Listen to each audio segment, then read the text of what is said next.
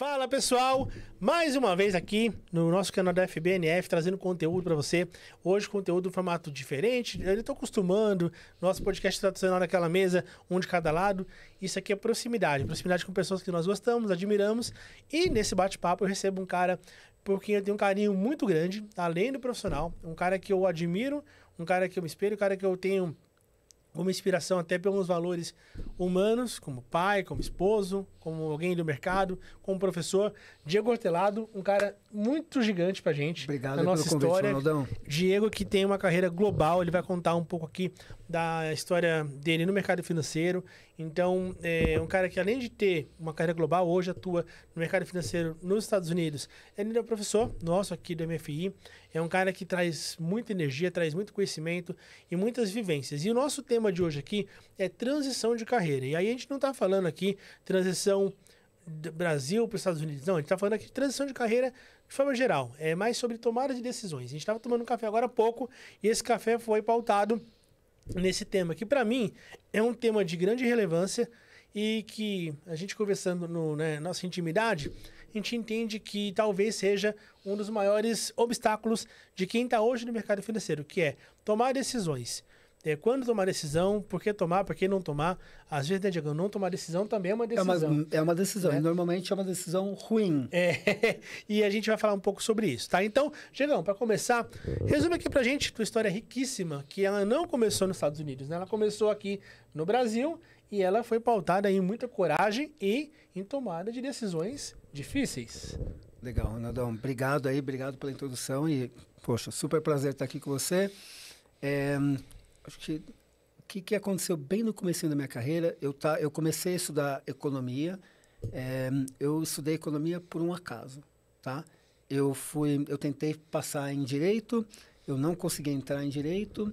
Alguém tinha me falado que na PUC dava para colocar uma segunda opção, eu coloquei minha segunda opção economia. Enfim, em algum momento alguém me ligou e falou: olha, você foi aprovado, entrou em economia, bem-vindo e tudo mais. E eu resolvi fazer economia para não ficar sem estudar. Então, meu plano inicial era começar em economia, em algum momento voltar e prestar novamente e tentar entrar em direito. Perfeito. Eu comecei a estudar economia e eu conheci muita gente que já era mais antigo na faculdade, que trabalhava em banco. Eu sempre sonhei em trabalhar no escritório grande. De novo, eu queria fazer direito, então eu imaginava que eu ia trabalhar no escritório. Mas quando eu comecei a escutar as pessoas mais antigas da faculdade, terceiro ano, quarto ano, conversando de banco, eu meio que me encantei ali e comecei a procurar. E aí eu fiz muita pesquisa, né? Na época que eu comecei aí, era no meio dos anos 90, então não tinha internet, não tinha LinkedIn. Então, foi muita bateção de porta, muita ida lá para o centro de São Paulo, procurando, entendendo que bancos se tinham, como é que entrava nesses bancos. E eu acabei deixando currículo em todos os bancos possíveis e imagináveis e comecei a ligar. Eu lembro que eu procurei, folhas amarelas e achei telefone dos bancos e comecei a ligar. Ligava para os bancos: deixei um currículo aí, queria conversar com alguém, queria entender que vaga que tem. Era bem mais difícil do que hoje, né? Muito mais difícil. Hoje o pessoal reclama, tendo um LinkedIn na mão, antigamente era tudo no braço, era agência de emprego, era bem diferente. E foi muito engraçado porque 2 bancos me ligaram de volta. Me falaram basicamente: você é tão insistente que eu acho que a gente vai... deixa eu ver o que você quer falar, né? O que você tem para oferecer. E aí eu fui fazer entrevista e eu fui conversar, na verdade, que seria hoje o que a gente fala, né, para muitos alunos aqui: poxa, marca um café, marca lá para você conhecer o que tem. E eu dei uma sorte muito grande porque logo de cara eu fui recebido num banco que hoje nem existe mais, e eu também não consigo me lembrar o nome porque ele não existe mais. E o cara falou para mim: poxa, entre conversas do que ele fazia, do que o banco era focado, eu entendi que ali, ele falou: tem essa área aqui no banco que trata muito com banco fora do Brasil. Você é um menino que fala inglês, fala espanhol, de repente tem todo o perfil. Ele falou: o único problema é que eu não tenho vaga. Mas ali, aquele dia, eu falei: poxa vida, né? Olha que bacana. eu estou entrando no escritório que tem aquela cara daquele sonho que eu tinha, né? Parecido com ser advogado, mas estava lá. Eu achava o máximo andar de terno, então também eu falei assim, poxa, olha que legal, todo mundo usa terno e tal. E aí, quando o cara falou que o foco do banco usava a característica que eu tinha minha ali, que eu não precisava fazer esforço nenhum, que era falar inglês e espanhol, que eu falava, que eu tinha estudado fora, e porque meu pai é paraguaio, então eu falo espanhol, né, também. Então eu falei, cara, que fantástico, dá para eu ganhar dinheiro com coisa que eu já sei, eu nem preciso fazer tanto esforço assim. E aí, o outro banco que me chamou também era a mesma área e ele tinha uma vaga. E aí eu fui para esse banco. E aí eu acho que, olha que engraçado, que vai para um pouco da nossa conversa agora há pouco no café, que esse banco eu trabalhei lá por 1 ano e meio e um belo dia o meu chefe sentou comigo e aí eu falei assim, poxa, cara, esse negócio tá esquisito. Ele marcou um negócio para conversar comigo num café. Eu falei, vou ser mandado embora, né? Então eu já fui com um sentimento ruim, preparado lá para me defender. Pelo amor de Deus, meu primeiro emprego, não faz isso comigo. E aí ele sentou comigo e começou a falar, a gente gosta muito do seu trabalho. Aí eu tinha certeza que eu ia ser mandado embora. Aí ele terminou dizendo, não tem mais nada para você aqui. Ele falou, o banco é pequeno para você. E ele falou, eu tenho um amigo que está montando uma área no JP Morgan e eu acho que tem tudo a ver com você. E aí ele falou, só tem um problema. Você hoje já é funcionário aqui no banco e o único jeito dele poder te contratar lá é ser estagiário. Então, aí vai no que a gente conversou. Então, era ali a primeira decisão que eu precisava tomar na minha vida. Difícil, se for pensar financeiramente, se for pensar também em hierarquia, mas quando você analisa o banco que você estava e o GP, um banco global, aí você torna-se fácil a decisão. E aí, Ronaldo, acho que volta no que nós falamos no café também, né? Então, eu até ali eu não tinha um plano de carreira, mas eu tinha uma ideia do que eu queria de carreira. E aí, lembra que eu falei que eu queria entrar prédião, tal, para trabalhar no mega escritório? Então, óbvio que ali na primeira conversa com o meu chefe, que estava me indicando, eu não sabia muito bem o que era, né? E aí ele falou, óbvio, não precisa responder, até porque você vai ter que ir lá ser entrevistado e tudo mais. E aí eu fui. Aí eu fui no Chase na época, tá? Aí eu fui no Chase, o Chase ficava lá na rua Verbo Divino. E aí, só que o Chase tinha exatamente essa cara aqui do meu sonho. Era um prédião, com uma entrada imponente e tal. E aí, quando eu cheguei, né, tinha uma mega recepção com umas moças lindas e tal. Eu falei, cara, é um outro planeta. E aí eu falei assim, é isso que eu quero. Acho que o meu sonho era isso aqui, era chegar aqui. Bom, o resultado foi que a conversa lá foi super boa.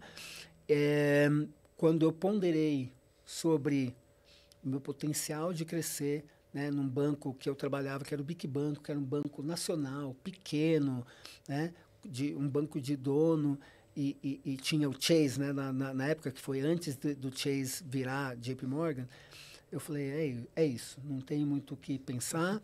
Conversei com meus pais, porque tinha lá um impacto na minha vida financeira e tal. Então, meu pai falou, bora, vai, vamos para cima e vai porque é crescimento. Tomar decisão. Então, você que está acompanhando, quantas vezes esse tipo de situação acontece, né? E ela é uma decisão que até eu vou um pouco além. Tomar decisão... Ouvir muita gente até faz mal. Você acaba tomando decisões poluído por pessoas que não têm um sonho igual ao teu. Porque não é tão... Assim, é contra-intuitivo, né? Efetivado, virar estagiário. Se a pessoa que não é do mercado financeiro, ela não conhece a estrutura de IB, de corporate banking, talvez ela não veja sentido, mas para quem hoje ou sonha, já na época, participar desse jogo, fazia muito sentido. Mas, novamente, se você ouve uma pessoa que ela é imediatista e ela vê a foto e não o filme, fala, não, fica onde você tá. E muita gente falou para mim, né, na época, poxa, tem certeza, tal, não sei o quê, você já estava bem, estava crescendo. Aí eu falei, assim, tenho, gente, eu acho que vai ser melhor, vamos olhar lá na frente, né? Acho que esse é o outro problema também, né? Que muita gente acaba tomando a decisão pelo que vê aqui na frente, porque a gente eu comentei também com você no café, né, que eu tive recentemente uma discussão interna, né, no banco, onde eu estava contratando, e uma das pessoas que eu estava conversando falou para mim inicialmente que queria mudar para a área comercial, mas a expectativa dela era muito mais ter uma promoção, porque ele precisava provar para as pessoas que ele estava num cargo melhor, ainda que ele fosse ganhar quase a mesma coisa e não fosse ter a perspectiva de crescimento que ele ia ter no comercial, e ele acabou aceitando a outra vaga. Aí entra, né, digo assim, as pessoas, elas são muito imediatistas, elas se preocupam muito em prestar conta para os outros, elas se preocupam em status, e aí você toma decisões sempre pensando no hoje, no hoje, no hoje, no hoje. A gente vê o tempo todo, né, porque o mercado não é um mercado aquecido. O mercado financeiro sempre vai ter vaga. Não interessa se a Selic aqui no Brasil está 2 ou 15, não interessa se a pessoa está no Brasil, está fora, vai ter vaga. Mas ela vai ter que ter o discernimento, como esse rapaz nos Estados Unidos, ou como alguém que aqui do Brasil também vai ter o discernimento de que é um jogo de xadrez a vida, né? Então você vai ter que, às vezes, tomar decisões racionais e não emocionais, porque a emoção, geralmente, ela nos coloca numa rota de colisão, a gente bate no muro. E aí, Ronaldão, ótimo, que daí eu conto, dar uma acelerada aqui na história, na minha própria história, e falo, acabei de falar de uma decisão que eu acho que foi a melhor decisão que eu tomei. Sem dúvida. E, na sequência, eu tomei a pior decisão que eu já tomei na minha vida. Eu entrei no Chase, eu tive o melhor chefe que uma pessoa pode ter. Aliás, que o legado é que eu estou onde eu estou por ele, porque ele, muitos anos depois, me indicou para a posição onde eu estou. Né? Então, Deus sabe muito bem, é muito perfeito, e a vida é muito perfeita naquilo que tem guardado para a gente. Mas o que aconteceu foi que eu estava crescendo no Chase, no Corporate Banking. É um mundo muito grande. Eu realmente saí de uma visão de um banco pequeno para um banco global. Eu lembro, tinha muitos filhos de ministro, então era impressionante. Era um mundo muito grande para mim. Eu tive lá a crise de impostor, que eu achava que não merecia estar ali. Mas o que aconteceu lá foi o seguinte: o meu chefe, infelizmente, em algum momento estava defendendo a própria permanência no banco, e eu, porque era júnior, obviamente, não consegui entender esse momento dele, e o que eu senti foi que ele estava me deixando de lado e que eu não estava mais tendo oportunidade de crescer. Então, eu já tinha mais ou menos 5 anos de banco, e tinha acabado de fazer MBA, então eu estava naquela pilha, né, cheio de conhecimento, cheio de ideia para botar, né, para botar em ação. E aí o que aconteceu foi que eu comecei a cutucar para ele me dar crescimento, e, mais uma vez, ele estava no momento de se defender por vários motivos lá no banco, e eu não consegui crescer. E aí o primeiro que bateu na minha porta e falou: olha, eu tenho uma proposta maravilhosa para vocês. E eu tomei então a decisão de sair. E eu fui para um banco muito diferente, para um projeto que foi vendido de uma maneira, e assim que eu cheguei no banco, ele não aconteceu. E devo falar que é um banco fantástico de trabalhar, mas acontece que a instituição é feita de pessoas, né? E eu caí nas mãos de pessoas muito mal intencionadas, e acabou que eu dei uma derrapada muito grande de carreira. Então, eu saí do Chase, eu saí do JP Morgan já na época, e fui trabalhar no Santander. E o resumo foi que eu cheguei lá, não era nada do que me prometeu. Eu achei que eu era muito maior do que eu de fato era. Eu achei que eu tinha mais conhecimento do que eu de fato tinha. Eu achei que eu tinha mais experiência do que eu tinha. E eu quebrei a cara. Então, acho que o Ronaldo, né, falou muito bem, né? Eu tomei uma decisão totalmente por emoção, zero racional. Mas acontece, olha, mas o mais importante, digo, a minha mãe fala isso, e assim, eu já vi outras pessoas que eu admiro também falando, a gente vai errar, isso é fato, não interessa, a gente vai errar em casa, vai errar no trabalho, vai errar na nossa vida íntima, a gente vai errar. Só que se o erro ensinar, beleza. O erro não vai deixar de ter uma consequência, você vai ter ali um preço a pagar. Mas você aprendeu algo. O problema é quando você não aprende, né? E às vezes, talvez que você construiu depois, certamente foi possível porque você a dor do erro, ela ensina muito mais do que o Demais. do que o acerto. Demais, Ronaldão. Olha, cara, de novo, toda vez que eu olho para minha carreira, para trás, eu falo, cara, que jornada maluca, mas não trocaria nada. Nada. Nada. Por quê? Eu quebrei a cara ali no Santander, me custou anos para voltar no patamar de crescimento que eu poderia ter mantido ali no JP Morgan, mas, de fato, o que esse negócio do Santander me ensinou? Eu, de repente, estava ali sozinho, então, ali para trás, eu tinha um chefe que era mega comprado, que me defendia, ainda que eu não tenha dado o valor para isso no momento. E no Santander, eu tive que me virar sozinho. Então, é igual aquela pessoa que muda de cidade, que chega nova e não tem amigo, e não tem né, grupo de apoio. Era um pouco do que eu sentia ali. E aí, cara, eu aprendi que tá tudo bem. Que eu me virava sozinho, que eu conseguia aprender de novo, que eu conseguia criar todo um caminho de novo. E aí, do Santander, eu consegui dar um mega pulo. Que eu saí do Santander e fui para o Bank Boston, que foi, tirando o JP Morgan, por motivos diferentes, um dos melhores lugares que eu já trabalhei na minha vida. E você vê, né? Então, a vida sempre dá ali uma possibilidade para a gente redesenhar a história. Galera, a vida não é justa, a vida não é igual para todo mundo. Muitas vezes eu recebo ali, você também deve receber, Diegão, as pessoas que elas vêm lamentar.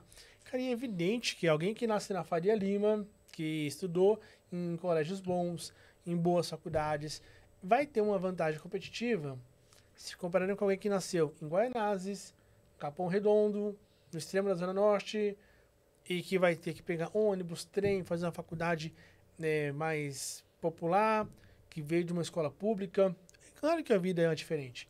E você, acho que no Brasil, a maioria das pessoas, elas estão nessa situação. E cabe a você trabalhar duro e construir sua história. Tem uma frase que eu gosto que é: se eu não vir uma família rica, que uma família rica venha de mim. E assim, tirar a diferença no braço. Porque em algum momento da vida também, né, Diego, você ter vindo de uma origem mais estruturada, não basta, vai ter que ter esforço, vai ter que ter trabalho.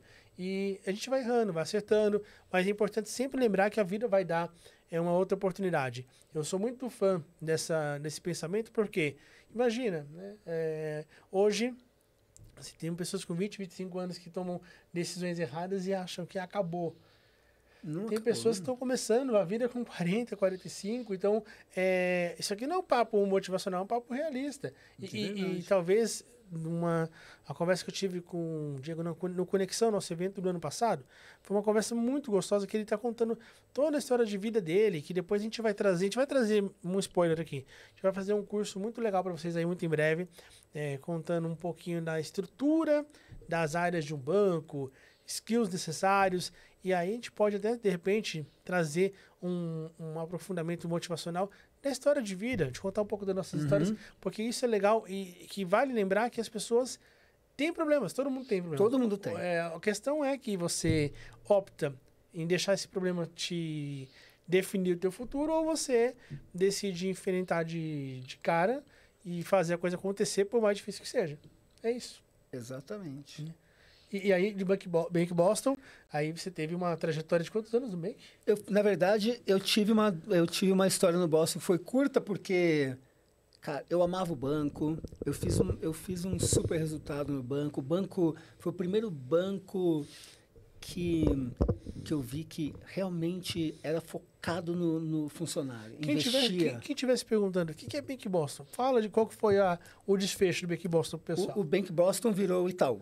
Pronto. O Bank Boston foi comprado pelo... Na verdade, o Bank Boston foi comprado pelo Bank of America, e aí a operação Brasil do Bank of America foi comprado pelo Itaú, né, em 2006.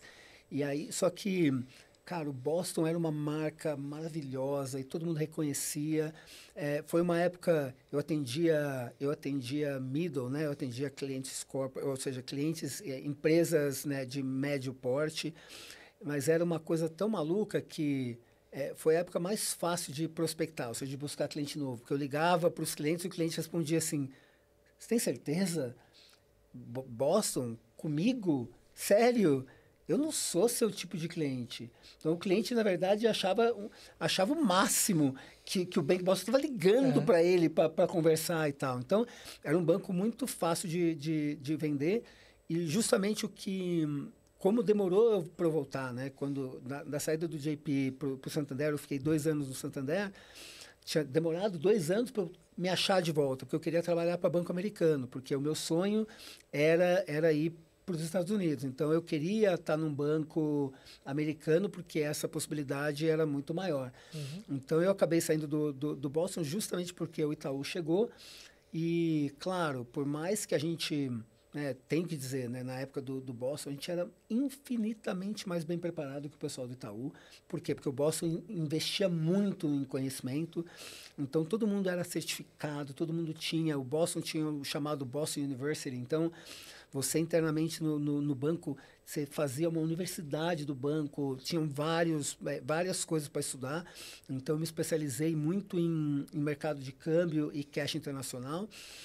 E aí, quando o Itaú chegou, tinha uma pressão muito grande para meio que tirar a gente, né, que era do Boston, ou diminuir um pouco o nosso peso lá e a nossa imagem dentro do banco.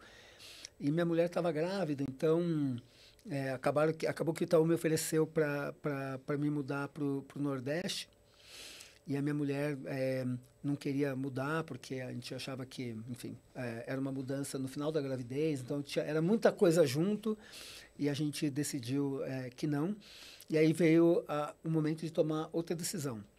Fico no Itaú e vou para o Nordeste, ou saio. Então, a ideia era sair para o mercado, mas, de novo, como eu falei já antes, a vida tem das suas surpresas. A mesma pessoa que me indicou, na época, para eu entrar no Boston, me ligou um dia e falou, olha, a Swift, aquela empresa de mensagem que faz a conexão lá dos bancos, está montando um escritório na América Latina e precisa de alguém que manje de cash, que manje de câmbio, que fale inglês e que fale espanhol. O cara falou, é você. O cara basicamente descreveu você. E aí eu fui lá para a entrevista e acabou que eu entrei. Quer dizer, aí fizeram uma proposta para eu ir. Então, eu ponderei que dentro daquilo que eu tinha disponível, que a Swift fazia mais sentido. Porque eu pensei que trabalhando para a Swift, eu ia estar conectado com todos os bancos, então eu achar um caminho ali na frente para um outro banco era mais fácil do que não. Mas dando aí uma acelerada no que aconteceu para frente, eu fui para a Swift. Na minha época do Boston, como eu atendia clientes médios, e anteriormente eu atendia clientes grandes, o que eu senti no Boston atendendo cliente médio é que tinha muita falta de conhecimento, né? Então, tinha muita falta de conhecimento, porque muitos clientes médios eram clientes que eram pequenos e familiares e estavam crescendo. E ninguém na família tinha estudado, às vezes o filho era muito novo, tinha acabado de terminar a faculdade, então faltava muito conhecimento técnico. E eu senti ali que dava para poder chegar nesse mercado com consultoria e tudo mais. Então, eu meio que fiquei cozinhando essa ideia na época do Boston. E quando eu fui para a Swift, eu tive uma oportunidade, em algum momento, de pensar nisso e de começar a fazer essa consultoria. Perfeito. Resumo da ópera é que, com 1 ano e meio de Swift, eu estava gastando parte do meu tempo pessoal, dando consultoria para a empresa, e eu resolvi, então, que eu ia empreender, eu ia fazer minha empresa e ia dar consultoria. E aí eu fiz um acordo para sair da Swift. Decisões. Novamente. Tomei uma decisão de sair. Eu tinha feito lá um colchãozinho para poder, né? Você sabe muito bem como é empreender. Você tem que dar aquela preparada de estômago, né? Para poder ir. Com toda certeza. E aí eu fui, mas eu mirei numa coisa e acertei em outra.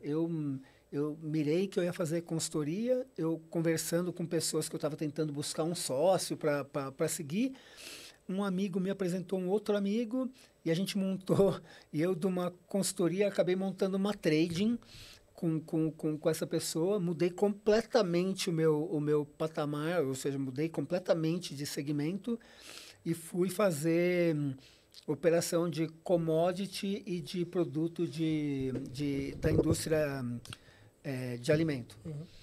Então, aí de novo, dando uma acelerada de novo, isso aí foi em 2008, eu ganhei muito dinheiro até em 2008, a gente ficou felizão, a gente saiu de ser só nós dois para ter uma equipe lá, umas 20 pessoas, e aconteceu que em 2009 veio a crise, eu tomei uma decisão errada num negócio, então eu perdi muito dinheiro. Então, de novo, dando uma acelerada no que aconteceu, eu quebrei. Fiquei devendo R$1 milhão, perdi minha casa, perdi meu carro. Tive que falar para minha mulher que a gente precisava ir embora, que a gente não tinha mais casa, que a gente não tinha mais carro. E o que aconteceu foi que, parecido com o que eu comentei do Santander, eu quebrei e, na verdade, eu aprendi, eu ganhei 2 grandes presentes ali. Eu me reinventei, porque a primeira decisão que eu tomei foi que eu gostava de ensinar, e eu fui buscar para dar aula, e eu entrei numa faculdade para dar aula de Relações Internacionais, e dava curso de câmbio também, que eu falei, né, que era a minha especialidade. Mas o maior presente que eu ganhei ao quebrar é que eu descobri que eu tinha uma mega parceira do meu lado, que era a minha mulher, que ao invés de me criticar porque eu quebrei, ou de ir embora porque eu quebrei, sentou comigo e falou: bora, vamos se construir. Vamos embora, vamos para cima. E essa história do Diego eu já conhecia, é uma história muito emocionante. Que, aqui, olha só, cada decisão acertada ou não dele mostra a necessidade de você tomar decisões. Porque aqui você fez várias transições de carreira, país, e aí vem a mudança pro exterior, né, Diego? Exatamente. Que também foi uma coisa assim. E na mudança para o exterior, né, quando você empurra lá para frente minha carreira, quando eu decidi voltar para banco, eu acabei entrando aqui no BNY. Foi uma decisão fácil de fazer. Eu falei, aquele meu chefe lá mesmo lá abriu a porta para mim. Então eu estava finalmente de volta para o meu mercado, onde eu conhecia, onde eu dominava, onde eu tinha boa parte do meu BNY Mellon, ele é um banco nos Estados Unidos, ele é varejo também, ou ele só é atacado? Não, ele na verdade, ele saiu do varejo em 2007. Ele fez uma troca com o JP Morgan. O JP Morgan levou as agências e o banco resolveu ser um banco só de atacado. E aqui no Brasil tem operação também de atacado?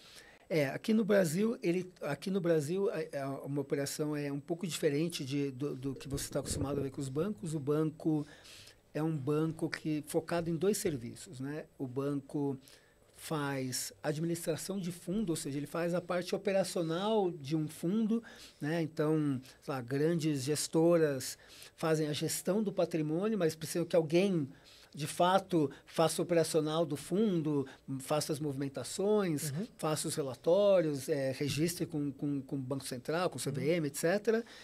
E a gente faz também a custódia. Né? Então, toda vez que tem lá compra de título ou de ativos diversos, o banco é o custodiante. Então, o banco é o maior custodiante do mundo. Então, ele é conhecido por ser um banco que presta serviço para instituições financeiras em geral.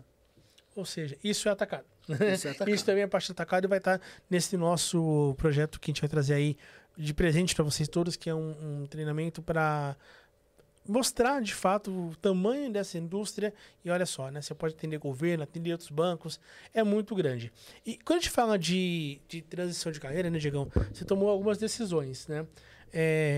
Hoje eu vejo que tomar decisão, ele é um processo mais difícil do que antes, porque antigamente você tinha que buscar informação e você tinha pouca informação, tinha que buscar, tendo muitas barreiras, era mais difícil fazer network, era mais difícil ter acesso. Hoje você tem muita coisa e o trabalho talvez seja filtrar para tomar decisões com menos ruído, né? Exato. E quando você revisita as suas decisões, o que você entende que, vendo hoje as pessoas que você mentora, que você orienta, aconselha, que você conhece, qual é o maior obstáculo que um profissional do mercado financeiro médio encara na hora de tomar uma decisão?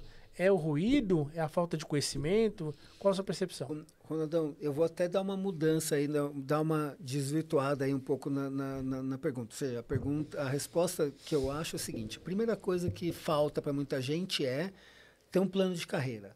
Né? Eu acho que a gente também falou um pouco disso. E foi uma coisa que eu aprendi, sei lá, mais ou menos no meio ali da carreira, que fazia diferença, né? Porque quando você monta seu plano de carreira e sabe mais ou menos aonde você quer chegar, o que precisa fazer, que passos tomar e tudo mais, quando você recebe, por um motivo ou por outro, quando você recebe ou uma pressão de sair, que acontece, né? Ou quando você recebe uma oferta para sair, fica fácil de você decidir. Por quê?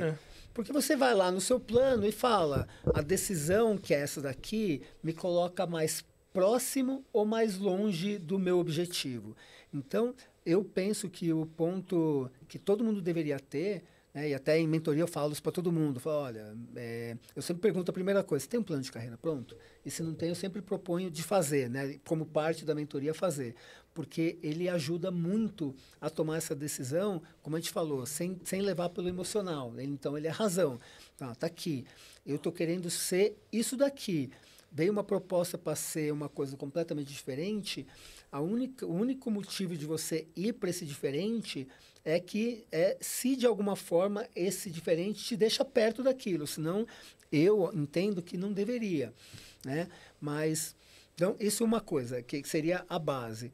Mas eu acho que falta de informação é uma para algumas coisas, ou falta de clareza. Então, acho que até o que a gente está querendo propor, né, de fazer esse bate-papo aí voltado para carreiras em geral e contar um pouco disso, é porque falta conhecimento. As pessoas não sabem tudo que tem aí disposto no mercado para ela ver onde melhor ela se encaixa, né? Então, acho que isso é uma das coisas que as pessoas precisam saber, ou seja, é fazer uma pesquisa, gastar um tempinho para tomar.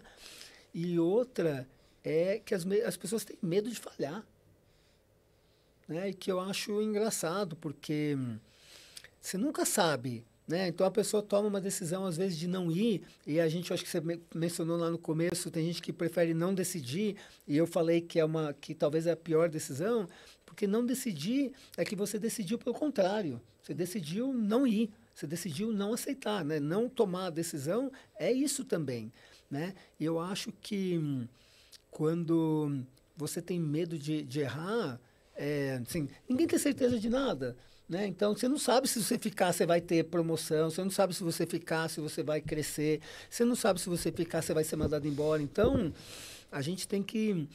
acho que crescimento exige um pouco de coragem. Coragem. E a coragem vem do conhecimento. Exatamente. Vem do discernimento. Que a gente está trazendo aqui, pessoal, que, na real, as pessoas que você contar como apoio, mentor, amigos, são pessoas que vão apoiar, vão trazer caminho, vão acelerar, mas a decisão tem que vir tua.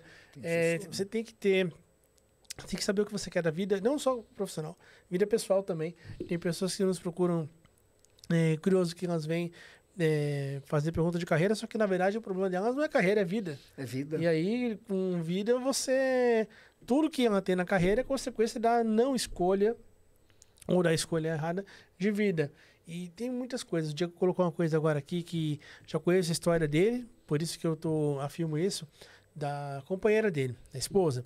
Para mim, a decisão mais importante que uma pessoa pode ter é com quem ela está. 100%. Porque se você não tem alguém do teu lado que vai somar, que vai agregar, que vai...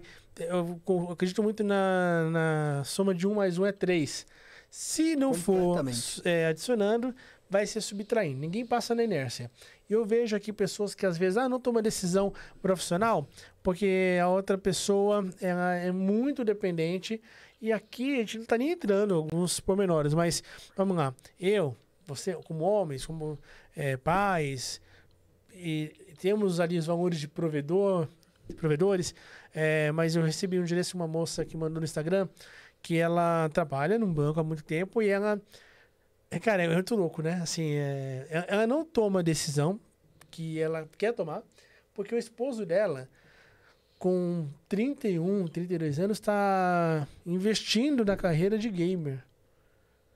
E o cara não tem renda. Então, claro, eu não posso julgar o quanto ela ama, o quanto que esse cara é um coração bom, pode... Cara, não tô... Mas ela tá privando, e pelo que eu entendi, são alguns anos privando desses dois profissionais, porque o esposo está investindo numa carreira de gamer, influencer gamer, e assim, passou dos 30 anos, ainda não vingou, e ela é um sustento de casa. Então, a gente não vai nem entrar muito, mas assim, a ideia central cuide de tudo da tua vida, porque as decisões elas vão ficar mais fáceis.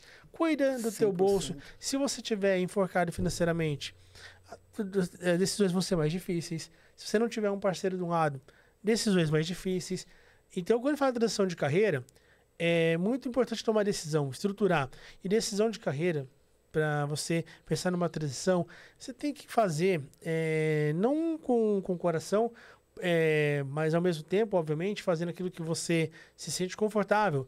Quando a gente fala de não colocar emoção, não é que você tenha que fazer algo que você odeia porque é racional, não é isso. Você tem que fazer algo que você gosta, que você se sinta confortável, mas que você veja sentido, que pare de pé. Tem que parar de pé, né, Diegão? Eu concordo, Ronaldo. E eu acho, né, uma coisa que eu falo para todo mundo, né, que eu acho que vai bem de encontro aí com a história que você contou. Eu já falei aqui, né, é super importante fazer plano de carreira. O que eu acho que casais têm que fazer façam um plano de vida. Uhum. Por quê? Se os dois forem profissionais, que os dois façam planos de carreira, mas façam um plano de vida onde esses planos de carreira converjam para algo positivo para ambos no futuro. Quando o casal decide, ou por um lado ou por outro, que um vai ser o provedor, e não importa se vai ser a mulher ou se vai ser o homem, o plano também tem que contemplar isso. Qual vai ser a troca?